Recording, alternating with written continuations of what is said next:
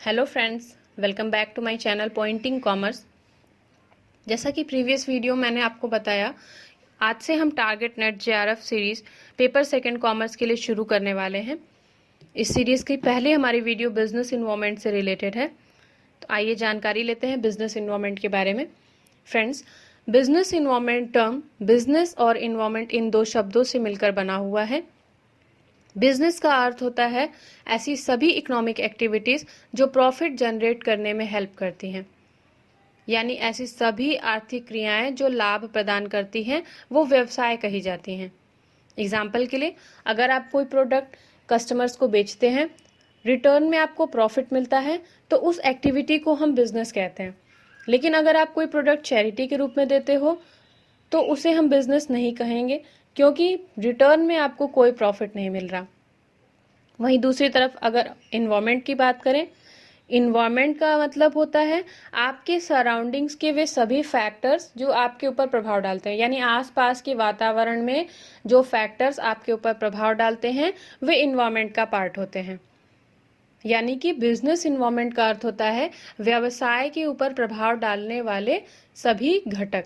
ये एक ऐसा समूह है जिसमें कंट्रोलेबल और अनकंट्रोलेबल फैक्टर्स आते हैं। कंट्रोलेबल फैक्टर्स का अर्थ होता है जिस पे व्यवसाय का पूर्ण नियंत्रण हो, जिसमें कि इंटरनल पॉलिसीज, इंटरनल मैनेजमेंट, ये सभी आते हैं। अनकंट्रोलेबल फैक्टर्स वो होते हैं जिन पे बिजनेस का कोई नियंत्रण नहीं होता है, जैसे कि कस्टमर्स, जैसे कि कंपटीटर्स, गवर्नमेंट एक्सेट्रा। नेक्स्ट है features of business environment. Friends, business environment का सबसे बड़ा फीचर है कि वो इंटरनल और एक्सटर्नल इन्वायरमेंट का मिक्स फॉर्म है, यानी वो इंटरनल और एक्सटर्नल इन्वायरमेंट से मिलकर बना हुआ है। इंटरनल इन्वायरमेंट में कंपनी की इंटरनल पॉलिसीज, मैनेजमेंट, एम्प्लॉयज आते हैं। वहीं एक्सटर्नल इन्वायरमेंट में customer, suppliers, competitors, technology, government etcetera, ये सब आते हैं। नेक्स्ट इसकी फीचर है कि business environment place to place vary करता है, यानी कि अगर आप किसी एक जगह पे बिजनेस को ऑपरेट करते हो तो वहाँ की इन्वायरमेंट अलग होती है, और दूसरी जगह जब आप उसी बिजनेस को ऑपरेट करने जाते हो तो वहाँ की इन्वायरमेंट अलग होती है। फॉर एग्जांपल, अगर आप इंडिया में कोई बिजनेस ऑपरेट कर रहे हैं तो यहाँ की इन्वायरमेंट आपको अलग मिलेगी, यहाँ के फैक्टर्स अलग होंगे। वहीं अगर आप पाकिस्तान में जाके अपना बिजनेस ऑपरेट करते हो तो वहाँ का इन्वायरमेंट अलग होगा और वहाँ के फैक्टर्स अलग मिलेंगे। एग्जाम्पल के लिए आप इंडिया में भी एग्जाम्पल के तौर पर देख सकते हो, अगर नॉर्थ इंडिया में आप कोई बिजनेस ऑपरेट करते हो तो यहाँ का इन्वायरमेंट अलग मिलता है, और अगर उसी बिजनेस को आप साउथ इंडिया में ऑपरेट करते हो तो वहाँ का इन्वायरमेंट आपको अलग मिलता है। नेक्स्ट है friends, components of business environment. इसके दो कंपोनेंट्स हैं, इंटरनल इन्वायरमेंट और एक्सटर्नल इन्वायरमेंट। एक्सटर्नल इन्वायरमेंट को फ्रेंड्स दो पार्ट में बांटा गया है, माइक्रो और मैक्रो। उससे पहले हम जान लेते हैं इंटरनल इन्वायरमेंट के बारे में। फ्रेंड्स, इंटरनल इन्वायरमेंट में फर्म की कंट्रोलेबल फैक्टर्स आते हैं, यानी इंटरनल फैक्टर्स आते हैं, जिसमें कि कंपनी के वैल्यू, कल्चर सिस्टम, कंपनी की ऑब्जेक्टिव्स, कंपनी की पॉलिसीज़, उसका ह्यूमन रिसोर्स यानी उसके एम्प्लॉयज़ इत्यादि, ये सारी चीज़ें आती हैं। साथ ही साथ कंपनी का ऑर्गेनाइजेशनल स्ट्रक्चर कैसा है वो भी इंटरनल इन्वायरमेंट का पार्ट होता है। नेक्स्ट है एक्सटर्नल इन्वायरमेंट। एक्सटर्नल इन्वायरमेंट में माइक्रो और मैक्रो दो इन्वायरमेंट आते हैं। माइक्रो वर्ड की मीनिंग होती है नैरो अप्रोच, और मैक्रो की मीनिंग होती है ब्रॉड अप्रोच। माइक्रो में, माइक्रो इन्वायरमेंट के अंदर कंपनी के क्लोजली रिलेटेड फैक्टर्स आते हैं, जैसे कि कस्टमर्स, सप्लायर्स, मार्केटिंग इंटरमीडियरीज और पब्लिक। कस्टमर जिनके लिए हम प्रोडक्ट बनाते हैं, सप्लायर्स जो हमें रॉ मटेरियल्स प्रोड्यूस करते हैं और हम उनका फिनिश गुड्स बना के कस्टमर को पहुंचाते हैं। मार्केटिंग इंटरमीडियरीज जो हमारे प्रोडक्ट को कस्टमर तक पहुंचाने में हेल्प करते हैं, जैसे कि ट्रांसपोर्टेशन, वेयर हाउसिंग जहाँ पे हम अपने सामान को स्टोर करते हैं। साथ ही साथ होलसेलर, रिटेलर, होलसेलर जो हमारे प्रोडक्ट को रिटेलर तक पहुंचाते हैं और रिटेलर जो हमारे प्रोडक्ट को कस्टमर तक पहुंचाते हैं। साथ ही साथ पब्लिक, पब्लिक में हमारा पब्लिक रिलेशन मेन है, जिसमें मीडिया और प्रेस जो है हमारे फर्म की इमेज को अच्छा बनाते हैं पब्लिक के नज़रों में। नेक्स्ट है मैक्रो इन्वायरमेंट। मैक्रो इन्वायरमेंट में कई फैक्टर्स आते हैं, जैसे कि social factors, political factors, technological factors, demographical factors, legal factors और इकोनॉमिकल फैक्टर्स।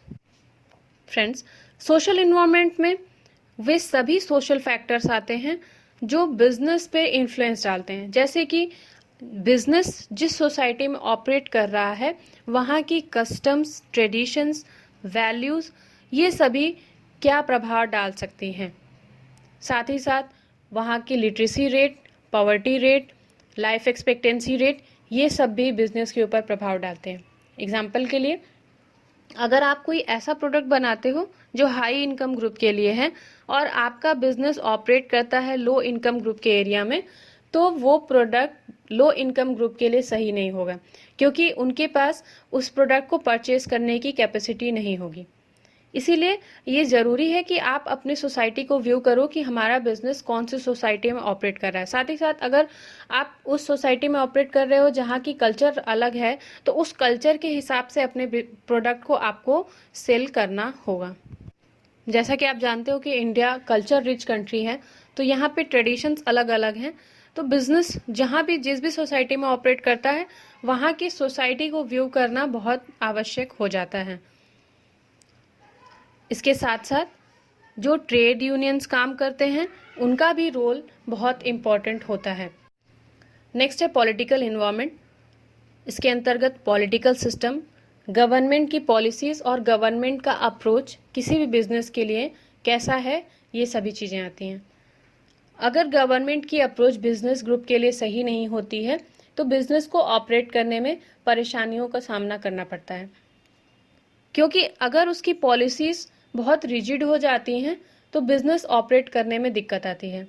जैसा कि 1970s के दौर में हुआ था, गवर्नमेंट की रिजिड पॉलिसीज़ की वजह से कोका कोला कंपनी को अपने प्लांट को इंडिया से बंद करना पड़ा था। इसलिए गवर्नमेंट की अप्रोच सही होना बहुत ज़रूरी है, तभी आप बिजनेस को सही तरीके से ऑपरेट कर सकते हो। इसके साथ ट्रेड यूनियंस की अप्रोच भी सही होनी चाहिए। अगर हमेशा आपके बिजनेस में लॉकआउट, स्ट्राइक्स वगैरह चलती रहती हैं तो भी बिजनेस सही ढंग से ऑपरेट नहीं हो सकता है। इसलिए ट्रेड यूनियंस का आपके बिजनेस के प्रति अप्रोच सही होना चाहिए। नेक्स्ट है लीगल इन्वायरमेंट। लीगल इन्वायरमेंट में वे सभी लॉज और रेगुलेशंस आते हैं जो आपके बिजनेस के लिए एक फ्रेमवर्क सेटअप करते हैं। यानी कि जब आपके बिजनेस के लिए एक लीगल फ्रेमवर्क सेटअप कर दिया जाता है गवर्नमेंट के द्वारा, तो वो आपके लीगल इन्वायरमेंट का पार्ट होता है। हर बिजनेस को इन सभी लॉज और रेगुलेशंस को मानना पड़ता है, तभी वे अपने बिजनेस को चला सकते हैं, नहीं तो गवर्नमेंट उनके बिजनेस को बंद करा सकती है। कुछ ऐसे ही लॉज हैं जो इम्पॉर्टेंट है बिजनेस के लिए, वे इस प्रकार हैं: companies act 2013, foreign exchange management act 1999, factories act 1948, industrial dispute act 1947, payment of gratuity act 1972, industries development and regulation act 1951, prevention of food adulteration act 1954, etcetera. Government ये रिव्यू करती है कि हर बिजनेस रूल्स और रेगुलेशन का violation ना करे, उन्हें अच्छे से फॉलो करें और लीगल इन्वायरमेंट के फ्रेमवर्क के अंदर रहकर ही काम करें। नेक्स्ट है टेक्नोलॉजिकल इन्वायरमेंट। टेक्नोलॉजिकल इन्वायरमेंट में न्यू टेक्नोलॉजी और साइंटिफिक रिसर्च को इम्पोर्टेंस दी गई है। हर बिजनेस को चाहिए कि वो चेंजिंग टाइम के हिसाब से जो भी टेक्नोलॉजी आ रही है उसके हिसाब से अपने आप को अपग्रेड रखें और आउटडेटेड टेक्नोलॉजीज़ के साथ काम ना करें। अगर वे आउटडेटेड टेक्नोलॉजीज़ के साथ काम करते हैं तो वो अपने कंपटीटर से कम्पीट नहीं कर पाते हैं। साथ ही साथ उनको साइंटिफिक रिसर्च पर भी ध्यान देना चाहिए, जिससे कि वे इनोवेशन कर सकें और न्यू प्रोडक्ट्स को मार्केट में लॉन्च कर सकें। नेक्स्ट है डेमोग्राफिक इन्वायरमेंट, जिसमें बेसिकली पॉपुलेशन के बारे में बात की गई है कि पॉपुलेशन की डेंसिटी कैसी है, पॉपुलेशन का साइज़ कैसा है, जेंडर रेट क्या है, इन सभी चीज़ों के बारे में डेमोग्राफिक इन्वायरमेंट में बताया गया है। मॉर्टेलिटी रेट कैसी है, बर्थ रेट कैसी है, और यंग वंस हैं या ओल्ड एज ग्रुप ज़्यादा उस पॉपुलेशन में रहता है, इसके बारे में बताया गया है। डेमोग्राफिक इन्वायरमेंट, जिसमें पॉपुलेशन की डेंसिटी, उसका साइज, उसकी ग्रोथ रेट आते हैं। किसी भी बिजनेस ऑर्गेनाइजेशन को अपने डेमोग्राफिक इन्वायरमेंट को अच्छे से रिव्यू कर लेना चाहिए। उन्हें ये चीज़ जांच लेनी चाहिए कि उस कंट्री का या उस प्लेस का डेमोग्राफिक इन्वायरमेंट कैसा है, जैसे कि उस कंट्री में फैमिली साइज न्यूक्लियर फैमिली है या जॉइंट फैमिली है, एजुकेशन लेवल कैसा है, कौन सी कास्ट रिलीजन के लोग रहते हैं, वहाँ की एज कंपोजिशन कैसी है, वहाँ की इकोनॉमिक स्ट्रेटिफिकेशन यानी आय का विभाजन कैसा है, प्रति व्यक्ति आय कैसी है, इन सभी चीज़ों की जानकारी ले लेनी चाहिए। लास्ट है नेचुरल इन्वायरमेंट यानी प्राकृतिक वातावरण। इसके अंतर्गत हर बिजनेस ऑर्गेनाइजेशन को ये रिव्यू कर लेना चाहिए कि वो जिस इन्वायरमेंट में काम कर रहे हैं वहाँ पे प्राकृतिक संसाधन कितने उपलब्ध हो सकते हैं। साथ ही साथ उनको ये भी रिव्यू कर लेना चाहिए कि जहाँ पे वो ऑपरेट कर रहे हैं वहाँ की क्लाइमेट कैसी है, वहाँ की लोकेशन कैसी है, नेचुरल रिसोर्सेज के मामले में वो प्लेस कैसा है, ये सारी चीज़ें उनको रिव्यू कर लेना चाहिए। साथ ही साथ टोपोग्राफिकल फैक्टर्स और वेदर कैसा है, इनके बारे में भी उनको जानकारी ले लेनी चाहिए। ये सभी फैक्टर्स सही नहीं होते हैं तो बिजनेस को ऑपरेट करने में बहुत सी परेशानियों का सामना करना पड़ सकता है। लास्ट है इकोनॉमिक इन्वायरमेंट, कि बहुत इम्पॉर्टेंट होता है हर बिजनेस के लिए, और हर बिजनेस की सक्सेस में सबसे ज़्यादा रिस्पॉन्सिबल इकोनॉमिक इन्वायरमेंट होता है। इसमें 3 फैक्टर्स आते हैं जो कि इकोनॉमिक इन्वायरमेंट को अफेक्ट करते हैं। सबसे पहला है इकोनॉमिक कंडीशन, दूसरा है इकोनॉमिक पॉलिसीज़ और तीसरा है economic system. Friends, economic conditions में किसी भी देश का GDP rate, per capita income, goods की availability, foreign exchange reserve, capital market की मजबूती, ये सभी चीज़ें आती हैं। और इकोनॉमिक ग्रोथ रेट कैसी है उस देश की, ये सारी चीज़ें इकोनॉमिक कंडीशन के अंदर आती हैं। नेक्स्ट फैक्टर है गवर्नमेंट के द्वारा फ्रेम की गई पॉलिसीज़, जो कि इकोनॉमिक पॉलिसीज़ होती हैं। इसमें आते हैं industrial policy, fiscal policy, monetary policy, export import policy, foreign investment policy. इन सभी पॉलिसीज़ का किसी भी बिजनेस पर डायरेक्टली इन्फ्लुएंस होता है, क्योंकि बिजनेस को इन सभी पॉलिसीज से कैटर करना पड़ता है। और लास्ट है इकोनॉमिक सिस्टम, जिसमें 3 तरह की इकोनॉमीज आती हैं। पहली है कैपिटलिस्ट इकोनॉमी, जिसमें प्राइवेट सेक्टर का इन्फ्लुएंस होता है। दूसरी है सोशलिस्ट इकोनॉमी, जिसमें गवर्नमेंट सेक्टर का इन्फ्लुएंस होता है। और तीसरी है मिक्स्ड इकोनॉमी, जिसमें प्राइवेट और गवर्नमेंट दोनों का मिक्स फॉर्म होता है। इंडिया विश्व की सबसे बड़ी मिश्रित अर्थव्यवस्था यानी मिक्स्ड इकोनॉमीज में से एक है।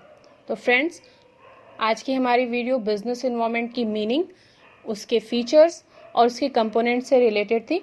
अगर आपको ये वीडियो पसंद आई हो तो मेरे चैनल को सब्सक्राइब करिए, वीडियो को लाइक और शेयर करना ना भूलें। तब तक के लिए खुश रहें, take care and thank you for watching.